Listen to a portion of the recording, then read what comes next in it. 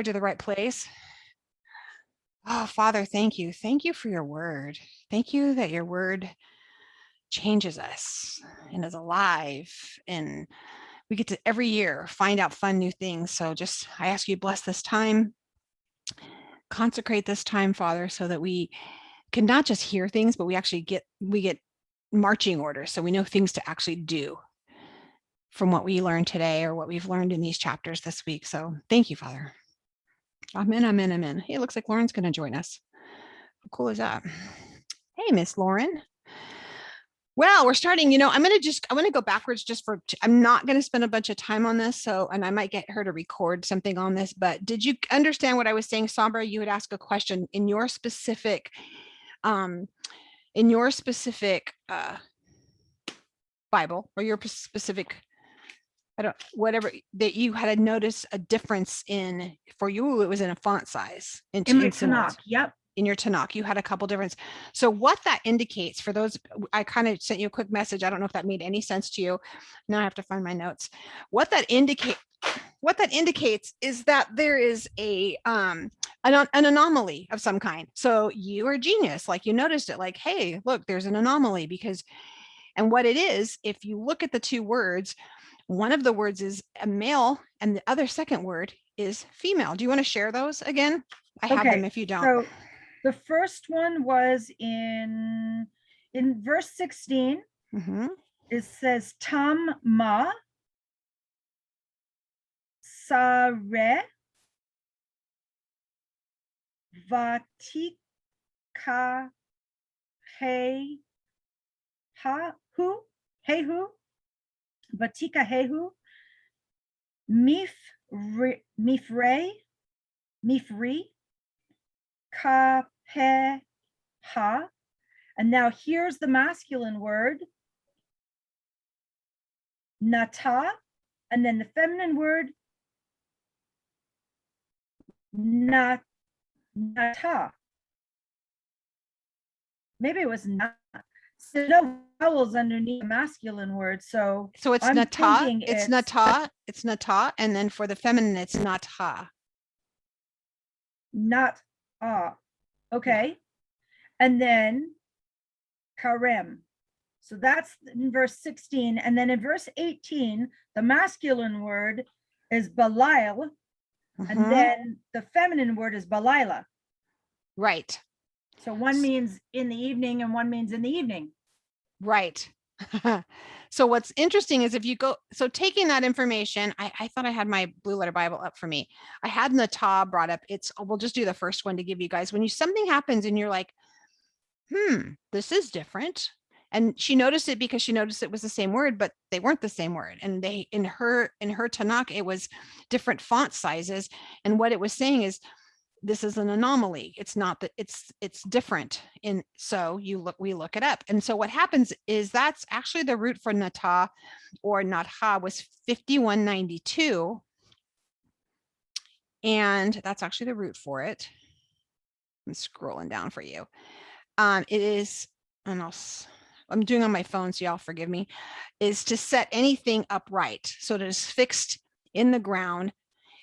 So that's what that word means. So it's interesting as you go through that and you're thinking about, look at both of the words. And one of them is the Belila, and then you have Belal. Oh my God, I don't have to say it right. One is Belial, and then the other one is Belila. Yes. So then you have, and which is referring to the night, right?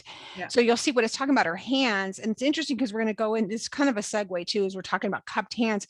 It's interesting, the things that a woman can do, women do, that men do, like men are the ones who cast the seeds. So in one of those, if you look at the words, it's talking about seed, it's about productivity, it's that type of thing. And you'll look at the words like, why is a man used in this? And why do you think it's a masculine? I won't say a man, but a masculine form of this as opposed to a feminine form of this. This is deeper study than we're going to do tonight, but I'm just going to say, when you find something like that, dig into it. And if you want, Sombra, I can, I tried to twist her arm to come in here and start out by doing it, but she's been in the garden all day. So she's like,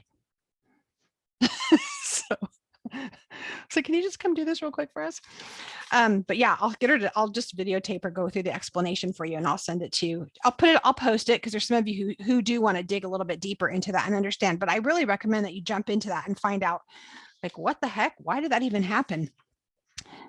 So taking up from where we left off, we are I almost hate to leave Het because have any of you guys, did you have opportunities this week? Do you feel like Het was applied to your week in any way? Does anyone have a story? Because I feel like it was hitting me at every turn. Anyone notice any of these words come up, or did you notice things happening in your life and all of a sudden you were like, oh my gosh, this is an opportunity for me to apply this in my life? I'm sure there's all these people on Facebook are going, yeah, me, but here we're not. So, okay, so we're going to jump into Tet. So we're talking about in this word for Tet, just an overview, is that the picture that we're wanting to see in that, and you can kind of see even the way that if you look in your book, or if you don't have a book, if you see that's the letter, what it looks like. Can I just stop you and say, yeah, yes, I'm putting a fence around my mouth and not sharing. Sometimes that is I had the opportunity of sharing that with so many different people. I'm like, this is an opportunity. The Holy One's wanting you to survey your family, survey your sphere of influence, survey your life. Where are there holes in the fence? For me, it was where some of the walls are a little low, that you need to build some walls up and you need to bring some separation, maybe, and some protection to some areas that you haven't noticed before. So I had some areas that got brought to my attention. And like we talked about before, you can pray for those things and he does bring those to your attention when you ask him. Yes, Lori Dawn. The biggest thing that I found in Het was include my husband. Like us praying together, that is the biggest thing that I need to change in my prayer life right now. Just so we're on the same page. I mean, it's stupid for me to build a hedge and he doesn't agree with certain standards and we're like fighting against each other. Like, that's just stupid. Right. And I feel like we're going to see all these, and as you're looking, we're finishing up spiritual warfare here, but we see that this is all spiritual, that we think, I grew up in a very Pentecostal environment where spiritual warfare was like you were casting demons down and you have to just pray in tongues for 75 hours. And then you have to but you realize that your spiritual warfare is actually building up, is actually things that is actually practical. There's a lot of practicality to that and walking that out for your family. Kimberly? I just wanted to share on kind of the other side of including your husband, to encourage the women whose maybe their husbands aren't walking with them spiritually, just to keep building their wall, even though sometimes maybe their husbands are kicking their wall down, because that happens. But God showed me this week through just through things that I've been through. I spent many years building my wall with my husband kicking my wall down. But I continued to build my wall and I continued to listen to the Lord and seek him. And the act of doing that makes our arms strong. So that one day when it feels like the wall all comes down all around you, you're strong enough to start picking up those blocks again. And God is faithful, and not for everybody, but for some of you, your husbands will actually begin to come alongside you. The testimony of you building that wall up piece by piece and the strength in your arms that you're building, it's going to come in use one day when things turn around and your husband's heart has turned towards God. And then you're going to be able to rebuild that wall together. And or you're going to fight for him, or it's going to come in handy, whatever God has for you next, whatever that next step is. It's going to be useful. So don't give up. Keep doing it. Keep putting one block on top of the other, because he did it for me, and I know he can do it for you. So I just want any of those women who feel like, well, my husband isn't in step with me, He isn't walking along with me. He's not helpful. You know, God has a plan. So just keep doing what he shows you to do, because he's faithful. Amen. So That's good. That's good, Kimberly. And when you said that, I was realizing that, when you're building a wall, you don't start at the top. You start at the bottom. You build your foundation. You set your cornerstones. We know what we're building all that on. You guys can see the hyperlinks to all that, but your arms get stronger. So can you imagine if you had to start building way up here? You don't. You get to start building. Sometimes the walls all might be torn down for a reason so that it's built up properly. And so that you have the opportunity to start, your arms do start to get strong for the task as you begin to put, oh, look at, I can do, by the time you get to the fourth or fifth layer, your arms are stronger and stronger, and you're able to lift things you didn't realize you could lift, and you could do things and hold things and hold your family up like you didn't think you could, right? And fight with one arm while you're building with the other. Sometimes you have those days. We talked about that last week. Some days you got to do both. Yeah, that's good. Well, moving into Tet. I think it's interesting because for me, instead of seeing, like, of course we see it's a basket, it's an empty vessel. It's also it's also seen also as a snake. And we're even given the visual in the book about how, a snake will it gets its senses from sticking its tongue out, right? Like that's how it gets vibrations. It knows it's going to feel, it feels the vibrations, which actually lets it know movement of any kind. I actually was thinking of, in the kitchen, we taste and see, right? We're tasting to say, does this taste okay? Like that was the visual that I had of us. It's like stirring the pot. Like we have the basket, we're stirring pots, tasting it to make sure it's okay for our family to eat. Does it need more salt?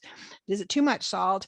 What does it need in here? That was randomly the picture that I got when I was looking at, even though that's not it. I was just thinking, this is what she really does go in as this strong woman. She goes in and she's making sure that things are as they say they're going to be. My husband he did recon work, and he would tell me like how he would go in and do things. And one of the things that he did, one of his jobs is like, if you're doing recon, as you go in and you actually you're not just looking for the weaknesses of the winning, where they can get you, where their strengths are, where their weaknesses are, but he would do so that people could follow, so that the rest of the troop would follow him. He would count his steps, so he could say, well, he knew 50 of his steps were 1 click or 1 mile or so. I'm just making this up, but he knew his steps. So he would count his steps. And so he would be able to say, well, it's 3 miles this way. And then you're going to go north. And then you're not like us. You go by that red little barn with that cute car. And no, but I mean, he would have to count things out. But that's kind of what we do also, is that we're actually, when we're doing recon for our family, when we're doing recon for life, is we're saying, okay, everyone, I've gone this way before. And I'm thinking, especially as we go deeper into this, as we talk about how her arms are open to helping, we're going to dig into that kind of deep today. That's part of the recon, I think, is because when you're going out, I can look back and I can constantly, I'm being able to use my testimony to say, listen, it's 1.5 miles to here, and avoid that big danger sign. Yeah, there's a reason, because you're going to fall into a cliff right there. Oh yeah, big danger sign. Don't let your husband take the babysitter home, because I'm just going to have experience to know that this thing could happen. Right?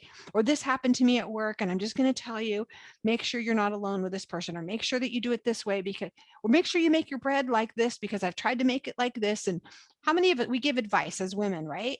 So I think that's part of the recon work, is saying, this is how you get there, and these are the things to avoid. And this is stop at this view because it's really beautiful. Don't skip that part. It isn't all bad. We're not just telling about the bad things, but hey, take a minute. And these are some really great times. I'm constantly telling my daughter, you know what days I wish I had back when you were their age?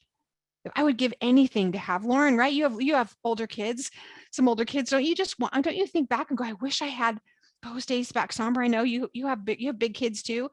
I just wish I had them. I love my grandbabies, but I miss that little girl. I miss her. I miss that little 3-4-year-old. I miss her. So don't push I've got those. a pregnant daughter-in-law right now, and I have one that just gave birth, and oh boy, do I miss those days. Love being pregnant and giving birth and nursing a baby, and miss those days. Yeah, and I think I mean, we seem to think of when we're looking at recon or we're perceiving what's around us and we're making sure that things are wrong. There's also some things that are right, that we get to actually perceive what are the good things, right? We taste and see that things are good. This is really good. And sometimes I think people might listen to us better for not just telling them about all the horror stories about what could possibly happen. Does anyone have any input, anything you got out of this letter? You just read it, Sombra, so come on. Yeah, well, I'm glad I reread it, because exactly that part when you're talking about the serpent sticking his tongue out and Mm-hmm. tasting it. Oriana and I just celebrated Yom Teruah on Tuesday. Mm-hmm. And part of our Yom Teruah service was we had apples and honey and round challah bread. And, you know, you blow the shofar, and we ate fish. And somebody asked the question, well, why do you eat apples and honey? What's that got to do with Yom Teruah? But it's all about the taste. When we bring flavor into our feast days, when, you know, like Shavuot is all about milk products. It's rich, right? It's a rich day. On Yom Teruah, when we bring the apples and the honey, it's so sweet. It's about the sweetness of the year. It's about celebrating the birth of our Messiah. It's about celebrating and paying attention to the sights and sounds and everything that's going on. We also do a mikvah, and normally our mikvah, Yom Teruah is later, and we're quite early this year. Normally it's very cold, but there's a fight and a hunt to it. You know, there's a, you know, keeping God's word has to be hard, because if it's not hard, if it's just about, I'm a good Christian, I got my golden ticket and I'm sitting in my pews, people leave the church. You have to taste and see that the word of the Lord is good. And you have to, that flavor on your tongue helps remind you about why we're doing this, helps remind you about what the feast is about. So that was my taste for this week. That's good. And the word taste in Hebrew is tama, which is interesting. You have the tet, the mem, and a hey, right? If that word tama, tet, which we were seeing now, it's that perceiving. It's the, you see the basket, you see a snake, you see what you can fill in. Sometimes I think I've seen it even as a womb, right? We've talked about it could be almost even like a womb. And so you have that, you have the mem, the waters of revelation, right? Something is moving you towards, we always know you have the tet, and then the mem is going to move us to the next thing. So the mem is moving us then to the hey, which is that revelation, right? It's that beautiful breeze of revelation that comes through. So it's like being full of filling our baskets full of the things that can move people into the revelation, because as Isha, the hay is at the end of our name, we're the ones who open the windows up, that window in the hay, right? That opens up and brings that revelation. So that's also part of that. I believe it's us putting the things in our basket that we've perceived to be good, that we can then give as we keep going into this. We're going to see, we're going to move people into revelation by how we're able to, with our hands, with our arms, to be able to serve them. Anyone else have anything from Tet that they want to share? Actually listened to Brenda's Hebrew Olive that course again and listen to each letter as I read the chapter, so I can find the parallels in what she's saying and what's in the book. So what I kept thinking of is the snake represents the, you know, when we think of a snake, we think of the serpent, and we think of the bad things. And then Right. Brenda was talking about how it's our basket, and our basket is getting full, but it's not the end. Kind of like the pregnancy. It's the end of the pregnancy, but it's moving into something good. And I just kept thinking about my teenagers and how hard it was to get them through that phase, and how there was a lot of bad moments with, you know, all the hormones and everything, and how some days I thought, this is the end. I don't know if I can move on to the next stage, but then they become adults and they become like human again. And so it's like that next stage that I kept thinking, you know, whenever I kept reading that, I kept thinking of all those bad moments when I thought I couldn't get through. And then looking back on it, I'm like, oh, I see. Now I see all of that growth that they needed to get through that stage. That's I'm good. looking It's Somber forward put to on it. their liminal space, because remember we talked about that at the conference about the liminal space. Gail Yes. did an amazing job teaching on liminal space. If you are in the cafe, you remember, go in there and read. You can watch her again. She'll do that teaching on that liminal space, and that really is good. Looking forward to the daughter becoming human again. I like that phrase. Yeah. Isn't it? They have the series, right, where they think that you invented chocolate cake. They think you're amazing. And then all of a sudden the eyes start rolling, and then you're the most stupid person on the planet. And you finally get up till they're 30 in their 30s. And then you start to be smart again. Like, it happens. My daughter's turning 30 and she's actually thinks I'm smart again. So it's exciting. She's asking me questions like, Mom, have you ever researched this? I know. And I'm like, you're actually acknowledging knowledge. It was pretty cool. It's like, wow. Okay. Kimberly. As you were, I love that picture of the Tetby in a basket that you're taking good things into. I feel like the Lord was just showing me like it's his provision that goes into my basket. And his provision are all the experiences, all the things that I'm experiencing, all my circumstances, all of the things that he's brought me through.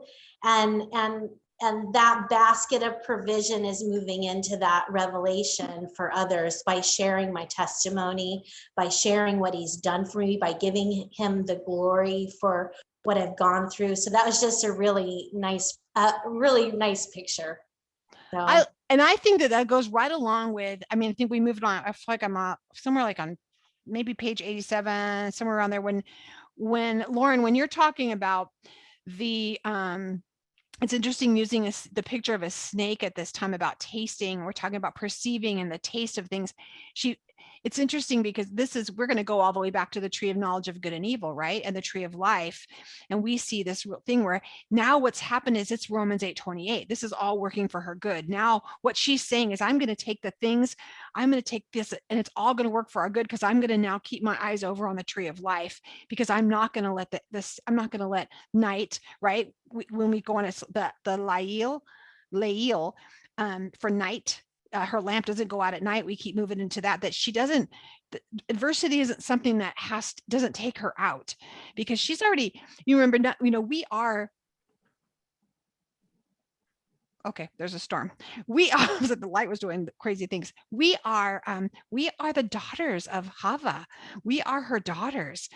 We have the same power. We can say, there's a huge thing right now about epigenetics, that, the things that have happened in generations before you're actually attached to your genes. I'm thinking, yeah, you know what? We can say, yeah, our grandmother Hava has already been through this decision, and we get to say, no, I don't want to look at that anymore. Now I'm going to look at the tree of life. I don't have to taste and see of what's good and evil. I already know that. I already know where that took us. And now I want to get back to the garden. I want to get back to the garden. I want to bring as many people to the garden with me. I want to bring heaven to earth. I want to be, I think I wrote a note somewhere that I want to be, if you've gone through creation gospel, we talk, when the waters were separated and you have the Maim and Shimaim, the fire water, they're separated, right? And we want to reflect heaven and earth. That's what we get to do now. We actually get to be the reflection of all the good. It doesn't have to be all the bad. This is one time we don't have to be pounding at you. You got to fix this. Anything else, anyone? I really liked 87 was good. The word translated night is Lael. Am I saying that right? Lael. I think it's Belial. Lael? Because there's a bait in front of it. Oh, is so there? There's Lyle and Lila. Okay. And the same in 18? Yeah. Oh, perfect. Oh, that's the same. Okay. Yeah, Belial, mm-hmm. The bait in front of it means in. So in night. Mm-hmm. So it's Belial or Belila. Got it. And Belial is actually the male version of and Belila is the feminine version of it. So that's, again, we're seeing a masculine and a feminine. But unlike evil, which like a snake may twist around from the light, a strong woman will not. You know what? One of the mindset works I personally had to do was when things seemed overwhelming to me. I feel like I hear a lot of women saying, I'm overwhelmed. This is overwhelming. There's a lot of stuff to do. And I've realized that there were seasons, or there was times even putting, things happening in the Rooted Cafe. I'd start freaking out. I have too much to do and I'm overwhelmed, and I don't know, how am I going to get it all done? And I just stopped and I was like, no, I can do hard things. There's just stuff that needs to get done, and I can do hard things. And that was a huge release in my mind to be able to say, I do hard things. Sister, take a minute.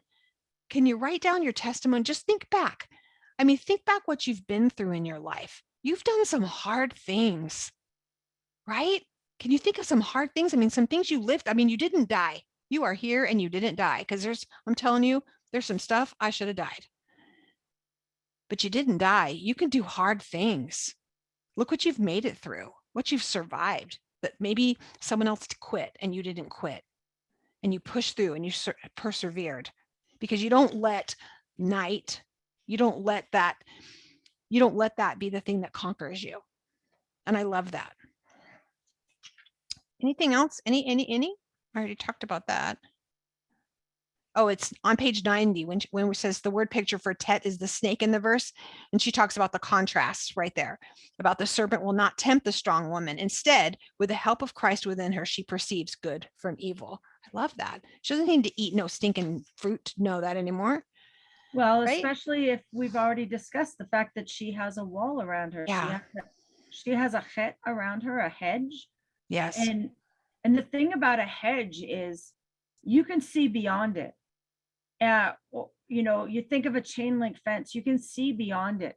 And so one of the reasons why I kept my mouth quiet is I had a pretty rough couple of days. I felt like nobody liked me. And I know that's a lie from the pit. I know that. But it still felt that way. And I felt like I was grumpy and crabby and all kinds of yuck on the inside. But because I have the chet around me, I know that that's a lie, and I can just put it in the lie spot for a moment. And I can see the lie. I can recognize the lie, and it's still there, and it's on the outside of my chain link fence, and it just really wants to get in. But I'm very thankful for my chet, because I know it's a lie. That's good. Isn't that cool? I love that you're like, that. This is a lie. That's not true. I'm not listening to that hissing noise, because that's what all that is the hissing. I don't have to listen to the snake. Doesn't mean it's not there. It No. just means you don't have to listen to it. Absolutely. Because I think that's not, I mean, that's denial, right? Like, this happens. We're thinking these things. It's okay to think you're overwhelmed, you're struggling with something. We don't have to be Miss Pollyanna for everything. You can just be like, Father, I don't know how to do this. I don't know how to do, but I do know you do. And I know I can do hard things with you. So I'm just going to chill out until you help me figure this out. Because right now, I don't know how to do this. Or I don't feel like no one likes me. I don't feel like I'm valuable to anyone. And we all go through those stages. I mean, we're women. I have, right? No one's picking me for their team. I've gone through those seasons. Like, no one's picking me. Thank you for sharing that. Anything else? I like the part down with Tet's song of strength about some of us strive to just survive, and we end up producing fruit of mediocre quality. That one hit me between the eyes, because are you striving to just survive, or are you striving for excellence? Are you striving to hit the mark? Because if you're striving to just survive, the fruit you produce will just be mediocre. That's not acceptable. That's not okay. Who wants that to be like, oh, you bring some fruit to market and they're like, that's mediocre. Meh. I guess if nothing else sells, we'll try to push this through. But if we're fruit examiners and we're tasting the fruit that's coming out, like, ooh, this is mushy. Ooh, no, I'm tasting, there's a big old worm in that one. Nope, we're not going to serve that to anyone. What we realize is what we're testing is our fruit to make sure that it's stuff that we can serve. Can we give this to our family? Can we give this to others that are put in our care or around us? Because if it's mediocre, people will be starving all around us, right? Miss Janie, you got anything to say? She said, nope, just a yes. I'm just listening and soaking it up because, I agree with you on the mediocre fruit. It's like, ooh, that's convicting. It's like a lukewarm thing, right? Like it's a lukewarm thing. It's a lukewarm, like we know what happens to lukewarm people, and I don't want my fruit to be mediocre. I feel like I'm going to say a word according to Charlie. I feel like it's on the same level. If I'm passing out mediocre fruit, it's no different than serving lukewarm tea. Yeah, not on a hot day. Crystal, you're driving, huh? We can get spewed out. You're going to get spewed out. I think that with fruit too, right? I'd be like, ugh. You bite into some bad fruit, you're not going to keep chewing it. It's not going to bring sustenance. It's not going to bring health. Okay, let's go through a quick overview. And I love that it's on page 92. I love that, Lauren. Thank you for doing this for us, making it easy. Verse 10, we've already went to the Aleph. We know that we yoke ourselves to Christ and depend on his strength. We have the Beit. We invite him to make his home within our hearts. The Gimel, that's my new favorite. We accept his loving kindness. The Dalet, we enter the world, but live set apart for him. The Hay, we allow his spirit to guide us. The Vav, we attach ourselves to him and drape ourselves with his new image. The Zayin, we firmly carry the sword of the spirit as our defense. The Het, we gird ourselves with his strength and remain in his refuge. And the Tet, we taste, test, and confirm our obedience to him. That's a really good overview. Anybody feel like you're learning the letters better? I see some big nods. That's awesome. Yay. That's so exciting. All you can do is build on that. So hopefully then when you see letters, you'll have these dimensions. This is one of my favorite analogies to use is we have this, we just took a vacation every year on the central coast of California in this little town called Cayucas, and we would rent a house there.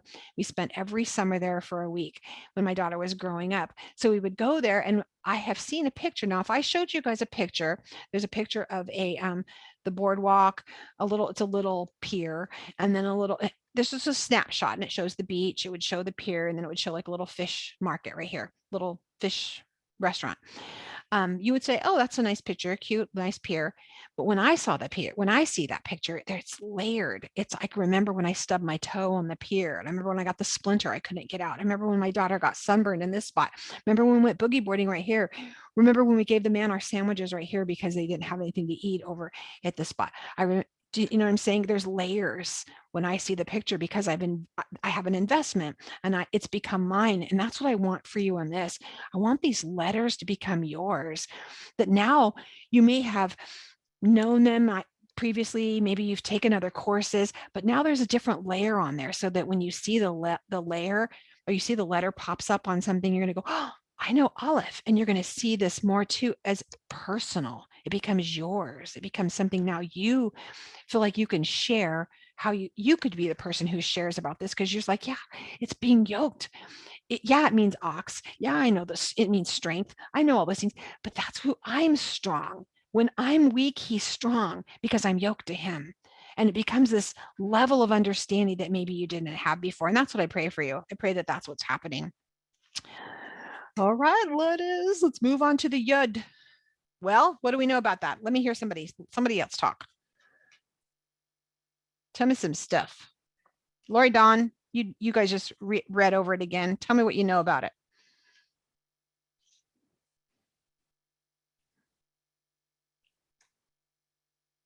I need to think about stuff before I can just read it and then spout. Y'all have some notes. Y'all be ready to hop in. That's not true. The week I wasn't here, she totally rocked.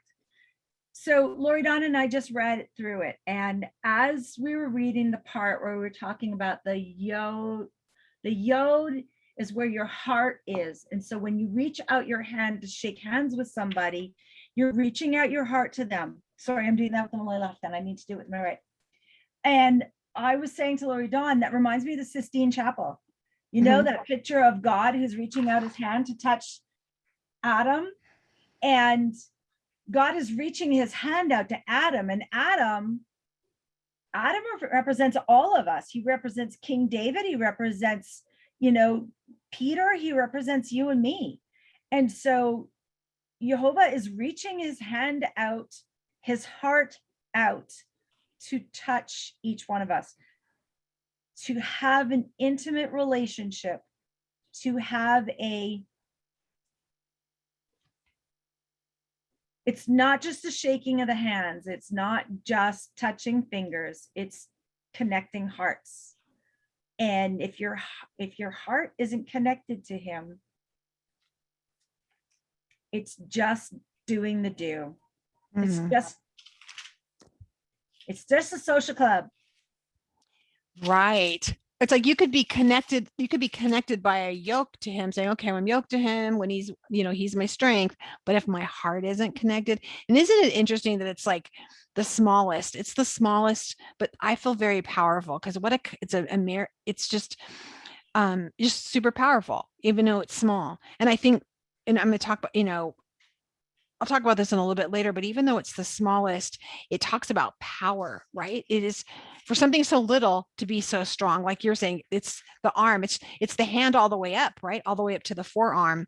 What else did I write? It's interesting. It's talking about the forearm because, we have this bicep, but this muscle too. Yeah. Is strong, Yeah, absolutely. And she brings out the fact that I say she because you're not here. So Lauren brings out the fact that it's the outstretched hand is a military connotation to it as well. And I think that's really cool, especially when we're talking about the strength of a woman here. We see it talked about in Exodus 8 and 9, talks about God's power and authority, demonstrates through the outstretched hand that Moses held against Egypt. I mean, look at his arms were up, remember when they had to hold his arms up because when they started getting weak, they started losing. When they lift their hands up, they started winning again because there was strength in his arms to be able to hold those up. And then talking about her arm, I don't know why I feel like I'm still going to be doing some studying on this because something hit me, and when something hits you, but I don't have it here yet. It's still like in my gut. So I don't really understand. But when I was reading that, she stretches out her hands to the distaff, and like I read that, and that word in Hebrew is pelek. And the root of that, that's the root word of it. And I just kind of want to spend some time digging into that because it's actually the part of if I understand correctly, it's the part of that spindle that's actually kind of doing all the work. Is that right, Lauren? Do you know? Did you? Yeah, when I was researching it, it was two things because we've got the distaff and then we've got a spindle. Right. And in the research, I figured they're two different things, really. Right. And my understanding is one was almost like the shuttle that's used when you go through, like you're directing, you're directing that yarn. And then the other one was like where everything gathered and collected. Yeah. So pieces. It is different pieces. And so I don't know why in my brain, I think I just went over that. And so today I spent some time looking in the spindle, the root of that, the word is kasher, is the root verb. It's Hebrews H3787 is the Strong's. And that word for spindle means to be right, to prosper, to succeed. It's like seed sprouting. So it's really interesting to me that, how Hebrew is so interesting because you were saying, oh, it's the spindle where everything is gathered, but it's talking to, I want us to spend some time on that. And if some of you want to nerd out with me and we can go through this, but I think that there's something more in here that because of the two different things in here. Anyone agree? Did anyone see that? It was just me nerding out on an area. Kimberly? Yeah, I couldn't quite understand because my daughter does a lot of textile stuff, and I wasn't quite understanding which was the spindle and distaff and what they were doing. So I've actually spent a lot of time thinking about it. So I will nerd out with you. I'll do some research. Good. Yeah. I mean, I feel like there's a lot here because we're talking about, we have the hand, we have that word, we have, that's a yod, an aleph, and a dalet. If we look at that word in Hebrew, just spending some time with that alone, just how our, that's all of it just seems like we find our power if we're connected to a strength of of the aleph. And I think we've learned enough through that we can take each one of those letters just in that word hand. I think there's a lot packed in this verse for some reason. I think there's a lot of secrets we could dig in because, most of us on here are like, I want some more. So Go like deeper. when you're working with wool, you cut the wool off the sheep and it, Mhm. with just all these hairs and just kind of like tangled dreads, right? That's all Right. just messed up. So you wash it all up and then you have to card it. And by carding it, you're taking apart the threads, kind of like undreaded the dreads, straightening them all up, getting them all in a row. So now you have all these nice threads that are in a straight line.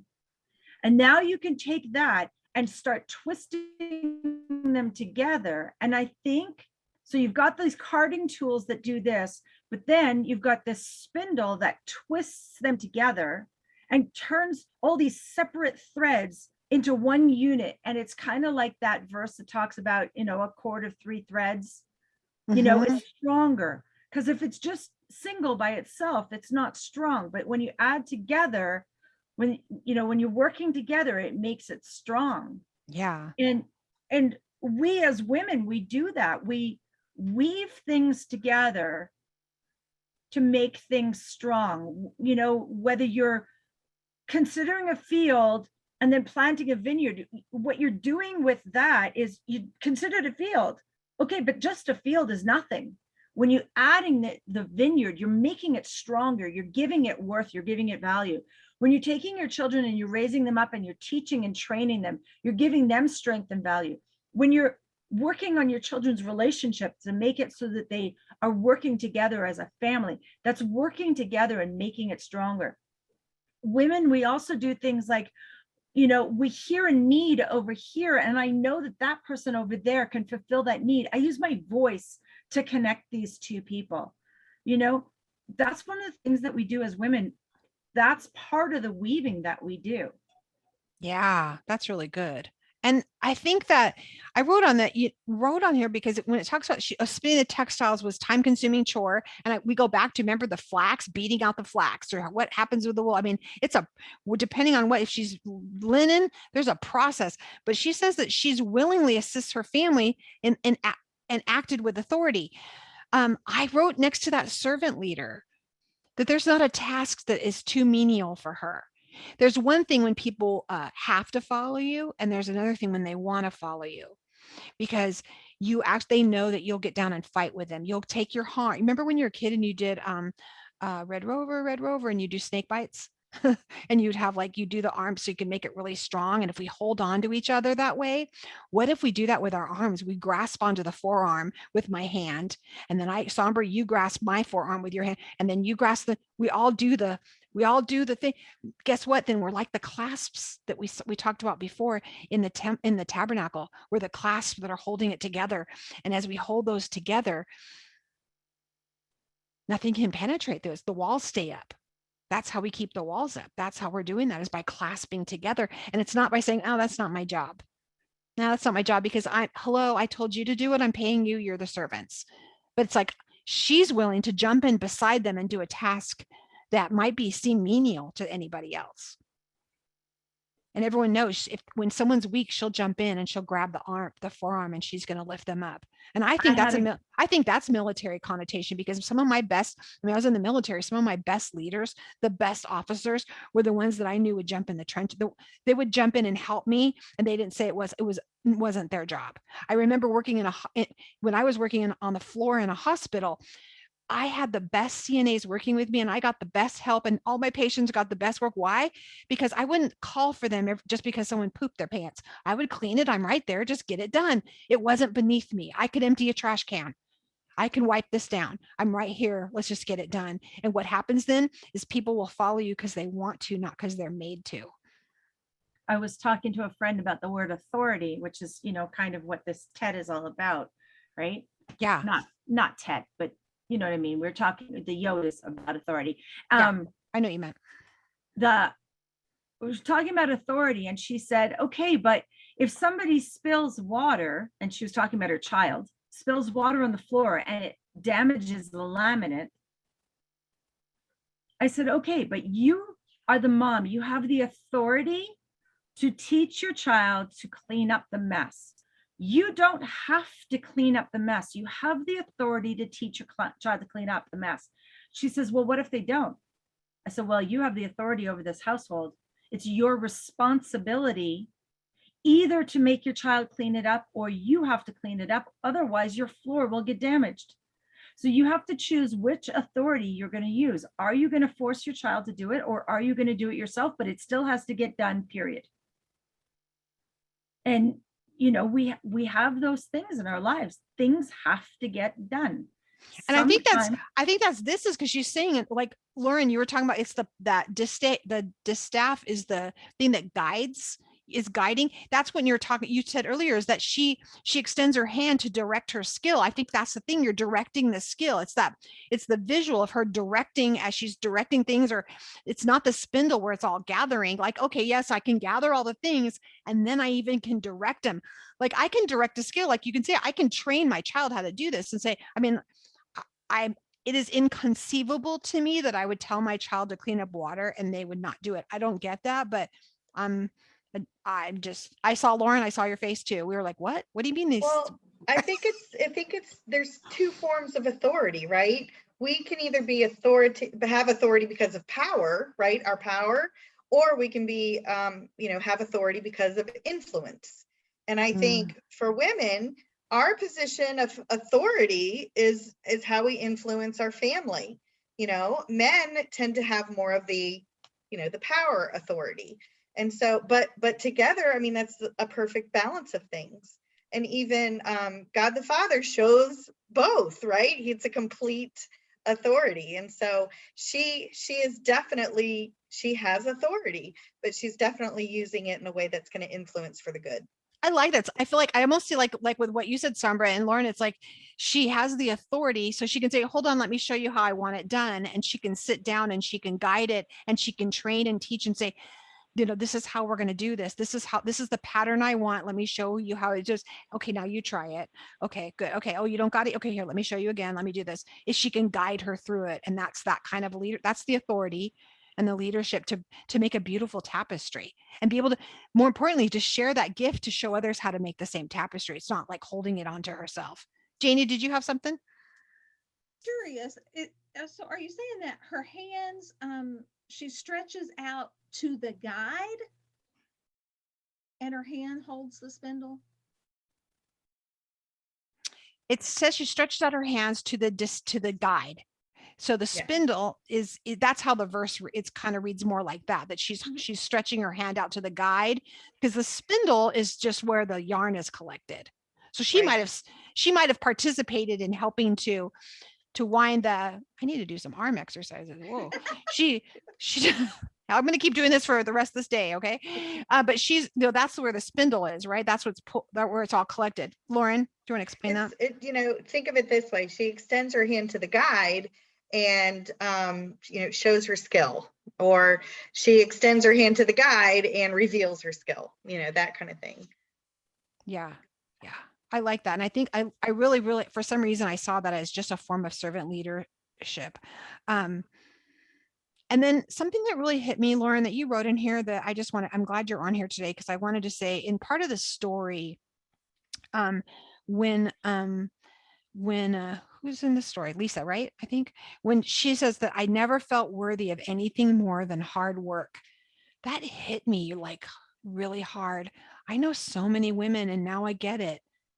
I'm like, why I've tried, I think, oh, you have these amazing skills. And I feel like I'm coaching women. I'm like, you could do this. And if you do this, and then how to build this up and turn this into something that's an income for you, or how, and they're like, I just, I couldn't do that. I feel like they could only see themselves as worthy anything more than just doing hard work. Not that hard work, there's honor in that, and there's honor, but you see women who've been factory workers for 30 years not because they just loved it, because they didn't think they were worth anything they weren't worthy of anything more than hard work. Ladies at Sabrina's over. Yeah, yeah. Okay, I'm gonna step back just a second to distaff. Okay. When I read that, I did not know what distaff was, so I grab my phone, I go to the dictionary. And this is what it says: a stick or spindle onto which wool or flax is wound for spinning. And the second thing is, or of concerning women. Well, then I think, okay, that's pretty clear, but then I scroll on down and it says the biblical meaning of distaff, which that kind of blew me away. And it says 1A, a staff for holding flax, tow, or wool in spinning. B said women's work or domain. And then number 2 said the female branch or side of the family. That's interesting. All under the biblical meaning. I thought that was pretty awesome. That just spoke to me when I read it like that. It kind of changed the way I was able to read Go. Oh, I love that. I really love that. I can't remember if it was this chapter or the next one, but I talked about the word spinster and how today's time we think of that as almost an insult, you know, like, Yeah. oh, you old lady, you never got married, right? But in this time, it would have been a name of skill and craftsmanship, you know. And so if it was the position of the woman, because the woman was who did most of the spinning and the yarn work and the textiles, but to be a spinster in those times would have been a great compliment and a great honor. Well, Yeah. you know, that's one of the problems in our society Mhm. is that we need to look at these single women and see how the single women can come in and undergird and help support and do the work. Lori Dawn and I both know a young woman who, the sister of the young woman has just invited us all to write words to celebrate her birthday because she's about to be 40. This is a young woman who's never been married, but this young woman who's never been married has done so many acts of service for the community. And it's really beautiful how she serves and guides, even though she doesn't have a family of her own. She's freed from the service to her own family to go and serve others.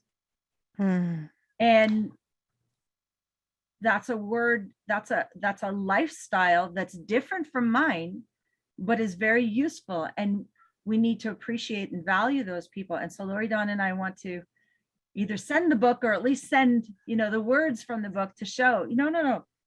Spinster's great. Spinster's wonderful. That's an honor. And it's still a position of authority. Yeah. Mhm. Yes, I love that. And that's, and that kind of goes on with, she's a woman who, and I underlined this on 98 down at the last, it says, Lisa's tapestry is filled with color, texture, shading. Others not only recognized her value, but extended their open hands and wove into her heart, adding to her worth. Gosh, it just makes me emotional. I want to be that woman. I want to be that woman who weaves, who extends my hand so that I'm encouraging women, so that's my life. I mean, I feel like that's my heart. That's my life's mission. That hit me so hard. And still is that I want to add to women's worth. I want them to know who and whose they are. I want them to see their worth. I want them to be able to do that. But I also at the same time read that and thought, oh, Father, thank you for the women who saw something in me when I didn't see anything in myself. Yeah. When I thought that I was trash and I was told what a whore I was, and when I was told how I had so messed up, and then a single mom, and how am I going to do this on my own, and oh, how I just messed it all up, and knowing that there was women who spoke life to me and said, no, sister, get up. You can do hard things. And he's going to work this for your good. And I can stand in that today with no shame or anything and think I am so blessed. Even as a little girl, the women who came into my life, that their words, even though you think, so ladies, don't miss an opportunity to reach your arm up to lift someone up, to grab onto them and say, grab to my, no, not just my hand, because I don't want to let you go. Grab me in the forearm. I'm going to get you all the way up. Let's get you up. You know, we just started on the portion I wrote. It's, you look in the announcements, and if you're watching on Facebook right now, in the portion, if you go to announcements, it says free to good home. I talked about it on Friday a little bit, is that I want you guys to have a spot where you can say, I need help. Even if it's just prayer, maybe you can't help with something. And it's a little scary, right? Just put it out there, because you think, oh, now everybody's going to need something and they're going to all flood it out with who cares, you know? But I want it to be like, you're like, I have 2 toasters. If someone needs a toaster, I have an extra one. I have too many blankets at my house. Does someone need a blanket? Or someone's able to say, oh my gosh, we had a fire and we lost all my kids' toys, and everyone ships a bunch of toys to them. I want us to have an opportunity to be this woman, or to say, I've lost hope today. And I need women to put their arms out to me and lift me up. It doesn't have to be all monetary. It doesn't have to be, but I feel that when we're separated, especially in the last year and a half, we're separated. We've lost the opportunity to be able to lift each other up, to be able to be those women. And I've been convicted in this to be reaching out more. Love that. So I've been scything grass in order to make hay for my horses. And this morning, my friend came with his scythe, and we scythed for an hour and a half together.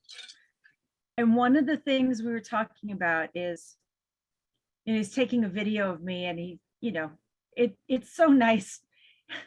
It's so nice. He's like, he says, you're so strong. You're so capable. Look at all you've done.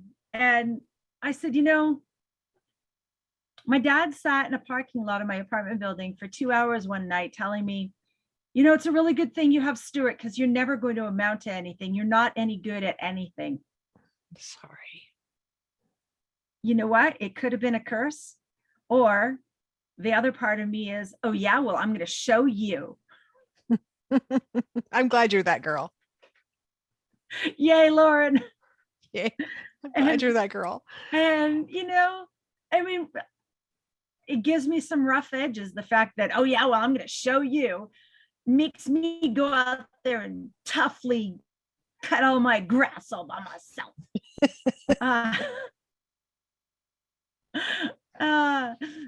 But yeah, it's good to be women together and to support each other. And yes, use encouraging words. Don't cut each other down.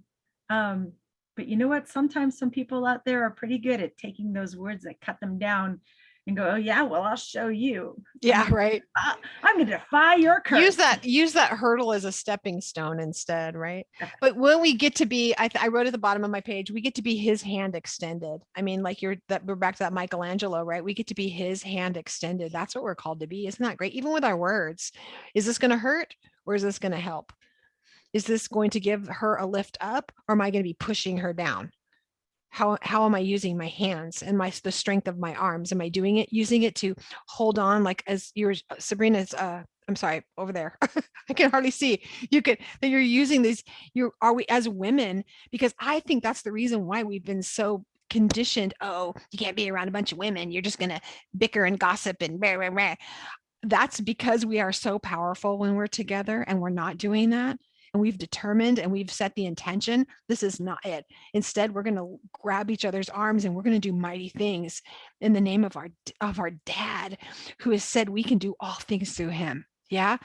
So we're going to be able to do all those things together. On page 99 at the top, it says in Hebrew, the second half of this verse doesn't end with the spindle. The word isn't there. It ends referencing her cupped hand, her kaf, the next letter, her hand cups the spindle. I think it's really cool that we just get taken and such great, and I feel like I honestly want to just take that verse and meditate on it and do some digging, because for me, I felt like there was a lot, but I think it's cool that we're taken straight into the next letter. It's like he hands it to us, but untouched. He takes us straight there and says it's a cupped hand for the next letter, the kaf, right? I think it's just more servant leadership. We're just taken straight into this servant leadership. But in 19, if you look at the very last, if you guys know anything about Hebrew, It's not just a cough. Isn't that a cough sophet? It's the final, and that's representing Messiah. That's the ultimate of that letter. So it's ending with the ultimate of that letter, who is always pointing to Yeshua, always Messiah, the ultimate of a letter. So it's ending with, we get to be the representative of, oh, his hand, his cupped hand, right? There's healing. And in the wing, I saw that there's healing in his wings. I know it's not, it's actually talking about his garments. And I know that, but I'm thinking it's just such a beautiful thing that our hands give it, when we can reach out. And I'm longing for the day when we literally are able to, I want to be able to touch someone, and the power of him flows through me, and he heals them because I have a cupped hand, or I've reached out with my hand. That's what we need to be doing. That's what we get to bring healing through our cupped hands. Anyone have anything on cough that they wanted to share?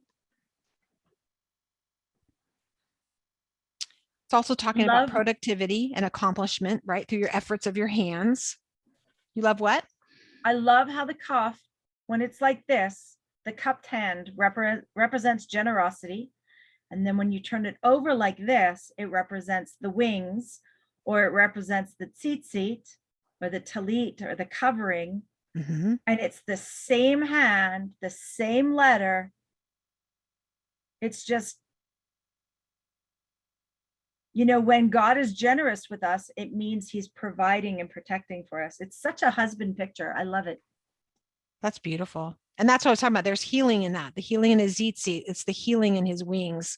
That's what for those of you who don't know, there's healing in his wings. That's his tzitzit. That's when he covers you. She grabbed onto those with a woman with the issue of blood. She grabbed onto his tzitzit, and she knew that if she touched those, that there would be healing. We see in Isaiah, he said there'd be healing in his wings, in his tzitzits. Lori Dawn says, yep, I think I'll definitely be reading this throughout our homeschool year with the family. With everything, right? I mean, over and over, I think you can.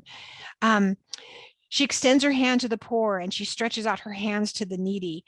The word for poor here is ani. Is that how you say that? Ani. Ani. Say it, Lauren. Somebody. Uh-oh. Or ana. Yeah. You think I would have asked the expert before I walked in here. Okay. But it means depressed in mind and circumstances, and to be humble. I think that blessed are the poor in spirit. I think that we always think of someone being poor, that they've just been just because it's a monetary thing. But really, how many women do you know are just knocked down? Right. And we can say, oh, well, a righteous man falls 7 times, but he gets up. I had a moment yesterday, I'm not going to lie. I sat down, there's some things that are happening. And it just knocked me down for a minute, and I was poor in spirit. I mean, it just to knock the wind out of me. And I'm like, I'm just tired. God, the fight, I'm just tired. And I just being humbled in the circumstances. And that's what I feel like that is. And where we get to minister to women, it's different when they have a need than when they're just needy, because there's a dysfunction, right? And that's when we get to pray. This is part of us praying, is knowing the difference and being able to speak out. And those women who maybe they are needy, but you get to help them and say, hey, I'm not going to give you a handout. I'm going to give you a hand up. Here's what I'm going to do. I'm going to teach you a skill. Here's how you make a blanket, because here's how you use the spindle. Here's how you hold the thing. And I'm going to give you a hand up, not a handout anymore, because I feel like that's not charity anymore. It's dysfunction. And we need to help you so that you can now help provide for yourself. I think that we get to do that. But being depressed in your mind, it can take you down, right? And isn't it the picture is okay? So my husband, I'm just going to say, one of the things that endeared me to him, like instantly, is I remember the first time he did it, and to this day, it just still melts my heart, is he took my face and cupped my face with his hands. And he took both of his hands and cupped my face. I have never felt more loved in my whole entire life when he did that. That was the most intimate, beautiful thing. And even still, like, if he just holds in my face, just the cupped hand, and it just brings assurance to me. And it was just so sweet and loving. And that's what I saw in this, is just that sweet, that cupping of the hand. Have you seen when you grab a baby or a kid and you hold their hand, their face, and you just you want to not like, look at me. I'm talking about like the loving part. So this word ana Hmm. is ayin nun yod. If you take that yod and you extend it a little bit lower, it turns into a vav. And that becomes a nav, or anava, which is the feminine version of it. And these two words in scripture, sometimes they are read interchangeably. Sometimes the word ana is there, but the instruction to the one who's reading or singing it or chanting it is that you read the word anav, even though it says ana. And sometimes the word is anav, and the instruction is that you read ana. And so the word ana means pour. The word anav or anava is gentleness or humility. So when your husband cups your face, you were feeling poor in spirit, and he cupped your face, which is gentleness, and it's humility, and it's the same thing. It's the same idea that sometimes in our poverty, we are humbled because of our poverty, and sometimes we choose to be humble. And she gives generously to the one who has humility. Mm. We love to give to those who are humble. Yes. And I think that when Lauren wrote, humility is the recognition of an opportunity to honor the needs of another over yours and bow to them in honor. That's that humility on both parts. It takes humility to give. You're putting yourself last because you're giving to someone else, and it takes humility to receive. Yeah. So I kind of liked your idea of how, showing it the both ways, as the hand and then as the wing. We see the hand or the wing. I like that only because I'm thinking you have the receiving or the giving, right? You have the both sides of the coin. Yeah. That's beautiful. Yeah. Yeah. We can get to a place where this becomes dysfunctional. And you mentioned the words poor me. My mom used to say that all the time. Oh, she's always poor mouthing it, or oh, poor me. We get to that place where our identity becomes poor me. And I think I've had those seasons. I've had those seasons, and that's probably why I had to be outside the camp, and I wasn't around anyone, so I couldn't hurt anyone.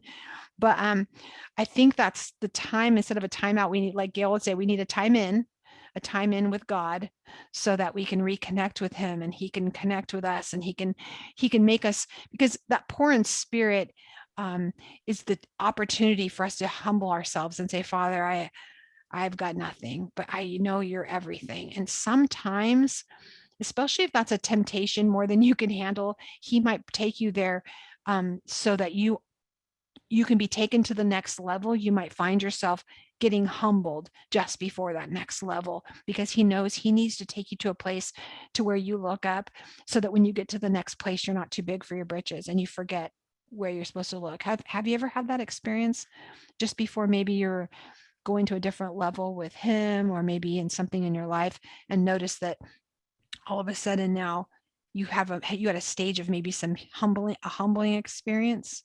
Anyone else? Yeah. Anyone want to share theirs? Do you feel like you remember, or just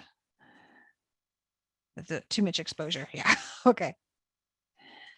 In 109, page 109, down in the middle, she says, his wing, his Yud-Kaf, offers peace and refuge in the face of doubt and insecurity. He encloses me in the shadow of his wing, Psalm 17:8, when I feel vulnerable and exposed, and he supports me in his cupped hand when I grow weary from trying too hard to be someone I'm not. And I just think love covers, right? Love covers. Don't we spend so much time sometimes trying to be something that we're not? I have, trying to run in someone else's race, comparing my someone else's highlight reels to my worst day, especially on Facebook. Oh my goodness. Yeah, thinking nobody likes me. I've had those days too, Sombra. We're trying to be what you think everybody expects you to be. Yes. Whenever I do that, Lori Dawn goes, would you stop it? I hate it when you do that. Right. Yeah. And you realize you don't have to be any of that to anyone. And some people, you think, like I think, oh my gosh, I have to know all the stuff that people I'm around know. Like, I mean, can we just talk about, like, hello, like I'm in this is like, I don't even have 3 of these books. So I'm like, what am I going to say? Like, but sometimes that person might need your simplicity to keep to, in their life, or your humor in their life, and you think, oh, well, I have to be a different person, and I'm exhausted, and then I feel bad about myself. But then when you relax and just be who he's called you to be, because you have to, we talk about this all the time, but it is worth repeating, is like, if you're called to be the eye, you can't, and you can't be jealous of the finger, or Joyce Myers did that thing, like the eye was jealous of the finger because the finger had the ring, and then go, I want the ring, I don't ever get to the ring, and oh, okay, wait, I don't got a finger, well, now I can't see, but I can wear the ring, and that's kind of what we do, crazy stuff like that. We're like, I want to be the ring, I want to be the finger, I mean, so I can wear rings.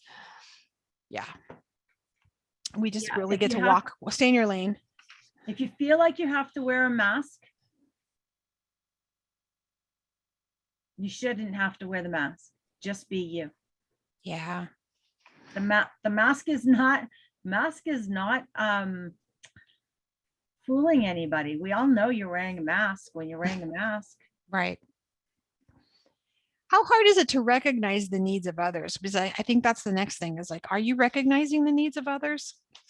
Are you just are you so busy? Again, we'll talk about this. Are you leaving the edges of your field open, so that, or are you working all the way to the edge with your time, with your talents, with your energy? Are you working to the edge of your field, so if someone comes along with a need, you don't even have anything to give them, and you can't even recognize they have a need because you're exhausted, you're so caught up in your own drama, your own poor me, or and I'm going to say, I feel like lately I've had that, and just I started to get into a little bit of thing where I was so caught up in my own busyness again, or in doing, that I forgot to be, and I'm not aware of what's happening in my surroundings. So it was take a step back and be able to give and be able to serve in a better way. And I mean, I hope that always happens to me. I hope he always yanks my chain and says, back down, you're operating to the edges. Do you guys notice when you're operating all the way to the edges that you don't notice, and you find out maybe a few months later that a friend had a problem and you didn't even know about it because you were just kind of not you were too self-aware and not others aware, a little inward focused and not outward focused. Yeah, that happens to me. I think that's important, that we are recognizing the needs of others. And then how can we hold and mold those we encounter who are in need? That's a question that Lauren has on a sheet here. How can we hold and mold those we encounter who are in need? Any thoughts? You guys have thoughts on that? Like, how do we, and I think this comes to, if you hear me, I've been really feeling like this coming year, hardcore, he's calling for me, for the Ruta Cafe, is to put my ear to the ground, cry out to him, is how to, whoa, I think he hears me. The light's freaking out. How do we disciple? And what does discipleship look like? And discipleship looks like holding and molding as we encountering people in need. That's giving them a hand up and not necessarily a hand out all the time, walking them through how to walk in Torah. How do I do this? Do you guys have ideas on that? Like, what are good ways to actually mold people? Like, you hold them and you mold them that you encounter, like mold them into how, so that they then have the skills. Like we were talking about, you sit down, you hold the thing, you're guiding them, showing them how to do and then now they can do it and teach someone. How do we do that? Sabrina's area, Sabrina people? I'm going to back up a little bit to the Yod whenever we were talking about the hands and the spindles and all of that stuff, it made me think of crafting or crocheting or some kind of skill. You know, we have Pinterest nowadays. How many of you have said, oh, I can make that lovely cake on Pinterest, and you come out and it's all like lopsided, or you say, oh, I can crochet a blanket and it's like the perfect size on top and then it's like super tiny at the bottom. But I got a new poncho. some people just give up and they're like, oh, I can't do this. I'm not going to do it anymore. But the ones who eventually make a really nice blanket are the ones who stick with it and try again and try again. So I think that kind of goes into this Kaf is we're going to mess up. We're not going to do things perfect every single time, but we're going to be genuine when we mess up. And we're going to keep at it until, and then people will be able to see that. They'll be able to see, oh, at least they're trying to help. Yes. Yes. And it's intimidating because you're trying to crochet something and then you have someone who's like an expert and they're like, you know, and yours is, you can barely do the single chain thing. You're just getting that down and they have like all these like beautiful Afghans. You're like, back to that. Hey, Crystal, I just want to say I was going to try to type it out. You are not going to be the one. That is so awesome that you do that. And you know what? You are not going to be the one for long who knows the least. Because what happened? I mean, you just can't. You can't. You eventually someone comes along that knows less than you. then, and then you're going to get to disciple them and train them, right?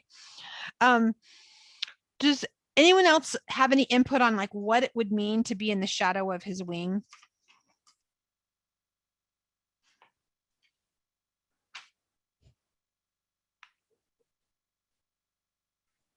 I thought So today. Go ahead. one of the lovely things about having a husband who covers you is that you have freedom to grow and flourish wherever you want. I never get told what to do.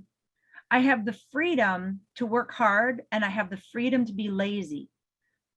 It's not like his whole wing is pinning me in. It's like just the shadow is over me. In other words, I'm protected kind of like under an umbrella and I'm protected under there. And the shadow is down there. And so I know he's there, but I have the freedom to do whatever I want to do, which means I have the freedom to blossom. I have the freedom to wilt when I need to wilt, you know, and I think Jehovah does that too. He gives us the freedom that it's okay to have down days and it's okay to shine. I think so too. And I think, I mean, if you have chickens, anyone has chickies and you see a mama chick and how she broods over her chickens and her wings covered to protect. You also see there's, you know, we can talk about the stories about an eagle, the way what an eagle does on its wings is how they'll mount them up on their wings. They protect them with their wings. They cover them in and that's how they teach them how to fly. That's how they teach them, you know, but it's also part of the protection. We look in creation, it says that he brooded over the waters. That's the same terminology, that it's a flapping of a wings. That's a protection of the wings over the water. I mean, it's the same. It's can get crazy, but it's all his protection over us. And I think about, for some reason, I keep getting this visual in my head, but I'm thinking about when Noah's sons walked backwards and they covered him. I just keep seeing that over and over in my head, but I feel like that's applicable. It's the same thing. It's covering up his sin. He didn't expose him. Our Father doesn't expose us. Instead, he brings us in, he covers us, he protects us, he guides us. I think that's where so much great training happens, in the comfort in his wings, I think. So good. Yeah, it's not a headlock or like my mom would grab me by the back of my head. Get over here. It's not like that. My mom wasn't a good mama chicken. She was not gentle like that. Oh, but she got me here. Yay. I didn't die. So anybody have anything else they want to add? She was an ostrich mama. Yeah. Anything else? Anyone? Erica, do you have anything you want to add? Or Carol?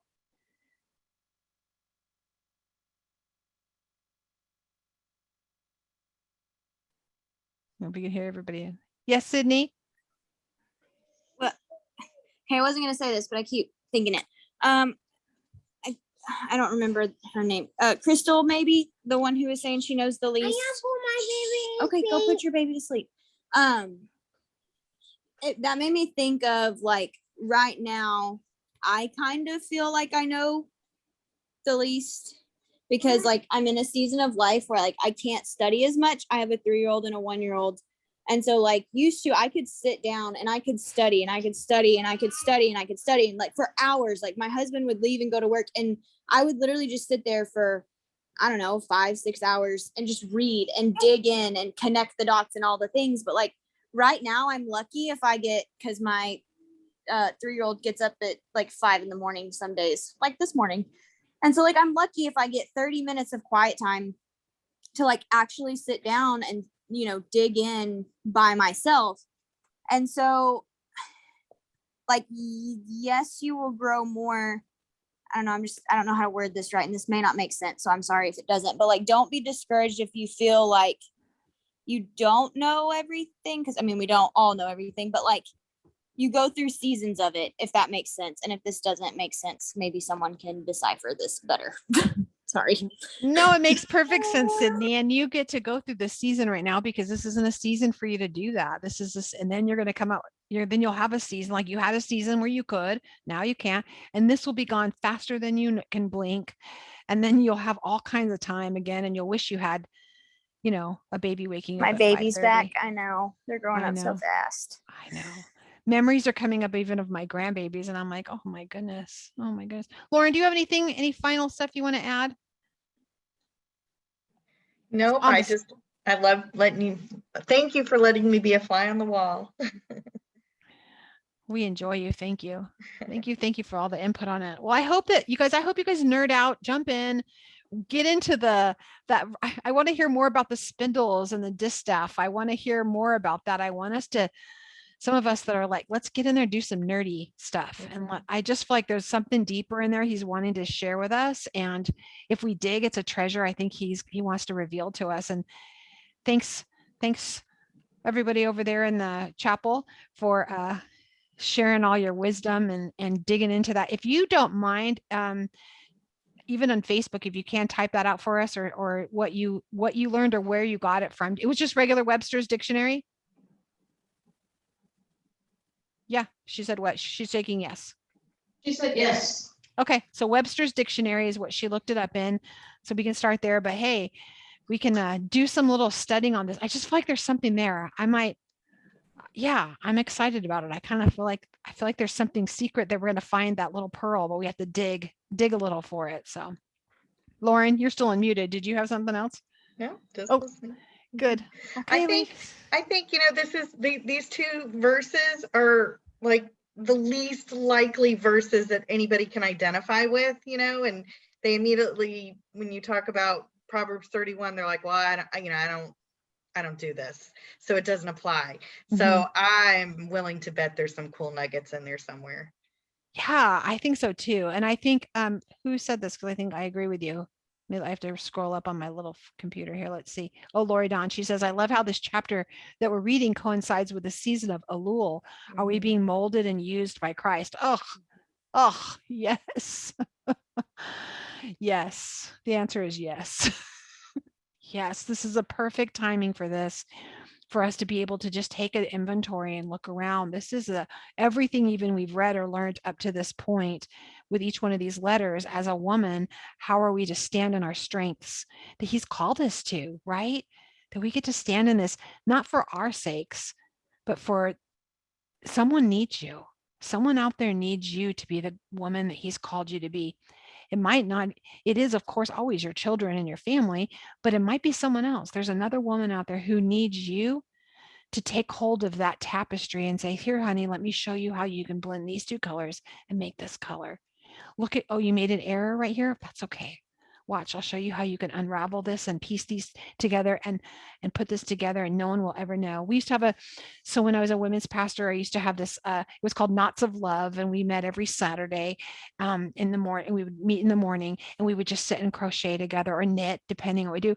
And the women would come and we would sit, and I put like lattice up in this one big room, and I couches, so it looked like it was its own little living room. So we were sitting in a living room, doing it. But you know what the best part was?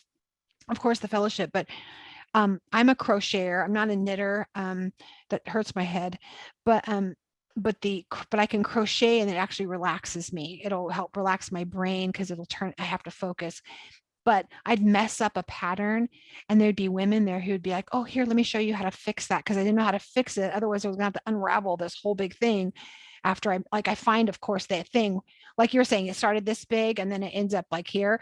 And I noticed the error about halfway through, and they would show me how to go in and fix it. And these women could jump in and show me how to make these corrections on my tapestries, on my blankets. And then we would pray for them and give them to people. But it was just a beautiful time, for us to sit around and do that and just love on each other, but have the older women, the more mature women, the more skilled women be able to show some of us who weren't as skilled. We may not be chronologically younger, but we weren't as skilled, and them to be able to show us how to make the corrections and make it Romans 8:28, how to work it for our good. Like, ooh, let's just make this look pretty. It doesn't have to be a mistake. Let's make this be just a beautiful new pattern as part of your pattern, so that when you hold it up and you look at it, you're like, oh, remember that was that one time that hurt, but I didn't die. And look what he did with that. Look what he did now. I can count all of this joy, and I can share it because now I can use my tapestry to keep my family warm, right? Or the dirt out if it's a rug. You can do it for so many things, but I love you guys. I hope you had a good evening. I'm excited as we get going. Yay. Anybody have any last words?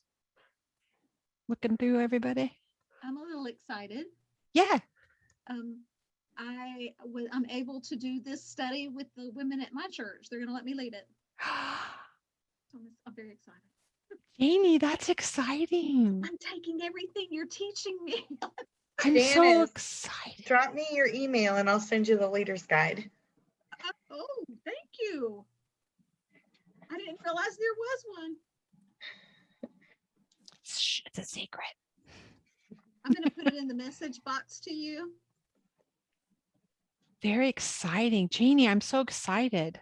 Yay. I'm excited. Thank you for supporting Lauren too. I mean, she's supporting us, but thank you for sewing into her life, because she completely resews that out. So thank you for sewing into her ministry and her gifts. Yay. Awesome. Awesome. Kimberly, would you close us in prayer? Bless us, ladies. Father, I just thank you so much for each of the ladies that have come here tonight, and any lady who in the future will listen on a recording. I thank you for the knowledge that you're blessing and gifting us with through what Lauren has shared with us. I thank you for what you've revealed to her and therefore is now being revealed to us. Father, I ask that you would just do a good work with that in each one of us, and that you would be glorified. I pray blessings for all of these ladies, Lord. Just pray your blessings upon them this week as they go out into the world and into their homes. And I thank you in Jesus' name. Amen. That's awesome. You guys have a blessed week. If you are thinking, oh, I want to take it deeper, I want to learn more about these letters, I want to go deeper, you do know we have a course in the Ruta Cafe. It's $19.99 a month. Or you can buy the course all by itself. With a course by itself, I think it's $150 all by itself, but it's all the letters. It is, you'll probably end up doing 1 or 2 a week. And if you do it right, there's practice pages, there's flashcards, there's some there, you can't find anything like it on the internet. You can't find anything, but you can get it. It's included in your membership for $19.99 a month. So either way, you can get it. Let us know if you need help with that. But I want to put that out to you, because these letters, and you get every dimension, learn everything you can, because it'll be so fun. Because then you can hooked on phonics. You can you'll actually start sounding things out, and, oh, I know that letter, I know that word. And it's really exciting because it brings such a dimension to your study. It does. It really, really does. So Be blessed. I love you all. Have a great week. I can't wait to see you next Sunday. Bye.